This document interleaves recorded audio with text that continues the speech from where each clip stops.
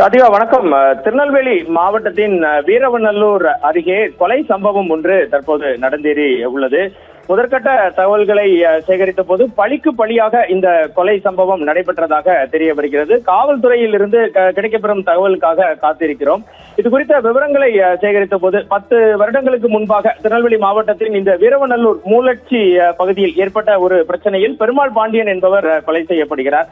அதற்கு பழிக்கு பழி வாங்குவதற்காக தற்போது இந்த பெருமாள் பாண்டியன் என்பவரை வெட்டிய நபரின் தலையை துண்டித்து அவர் சமாதி முன்பு அந்த தலையை ஒரு கும்பல் போட்டு விட்டதாக முதற்கட்ட தகவல்கள் வெளியாகி உள்ளது. இதனிடையே மற்றொரு தகவல் கிடைக்கப்பட்டதின் அடிப்படையில் விவரங்களை சேகரித்த போது காரில் வந்த மர்ம நபர்கள் மோட்டார் சைக்கிளில் வந்த அவரை மகனுடன் 2 மகன்களுடன் செல்கிறார். காளிராஜ் என்பவர் அவரது மோட்டார் சைக்கிள் மீது மோதி அந்த சம்பவ இடத்திலேயே அவரது 5 வயது மகன் உயிரிழந்ததாகவும் தப்பி செல்ல ஓட முயன்ற தந்தையை அரிவாளால் கொடூரமாக வெட்டி கொலை செய்து அவரது தலையை அப்பகுதியில் வைத்து சென்றதாகவும் தகவல்கள் வெளியாகி உள்ளன. இது குறித்து அம்பாசமுத்திரம் டிஎஸ்பி கணேஷ்குமாரிடம் சத்தியம் தொலைக்காட்சி சார்பில் பேசிய போது சேரன் மகாதேவி பகுதியில் இந்த சம்பவம் நடைபெற்றதாகவும் வீரவநல்லூர் அருகே இந்த சம்பவம் நடைபெற்றதாகவும் அம்பாசமுத்திரம் பகுதியில் இல்லை என்றும் ஆனால் இப்பகுதியில் பாதுகாப்பு பலப்படுத்தப்பட்டுள்ளதாகவும் தெரிவிக்கிறார். 2 பேர் ஒருவர் விபத்திலும் மற்றொருவர் அரிவாளாலும் வெட்டி கொலை செய்யப்பட்டதாக தகவல்கள் வெளியாகி உள்ளது.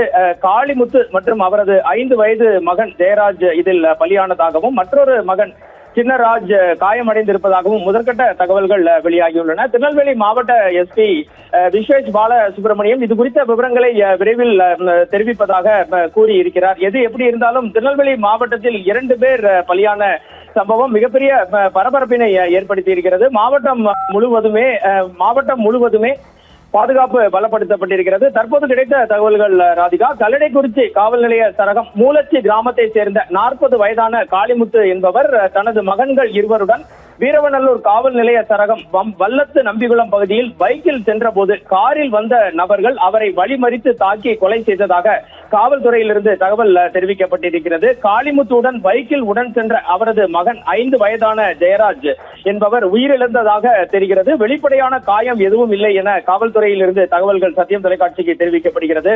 பைக்கில் உடன் சென்ற காளிமுத்துவின் மற்றொரு மகன் 15 வயதான சின்னதுரை என்பவருக்கு எலும்பு முறிவு ஏற்பட்டுள்ளதாகவும் தெரிவிக்கப்பட்டுள்ளது. மேற்படி கொலை சம்பவத்தை இறந்து போன நபரின் ஊரை சேர்ந்தவர்களே புரிந்துள்ளதாக முதற்கட்ட விசாரணையில் தெரிய வருவதாக திருநெல்வேலி மாவட்ட காவல்துறை தெரிவித்துள்ளது. எதிரிகள் பற்றிய விவரம் சேகரிக்கப்பட்டு தற்போது அவர்களை கைது செய்ய நடவடிக்கைகள் மேற்கொள்ளப்பட்டு வருவதாகவும் திருநெல்வேலி மாவட்ட எஸ்பி விஸ்வேஷ் பால சுப்பிரமணியம் சாஸ்திரி சத்தியம் தொலைக்காட்சியிடம் தெரிவித்துள்ளார்.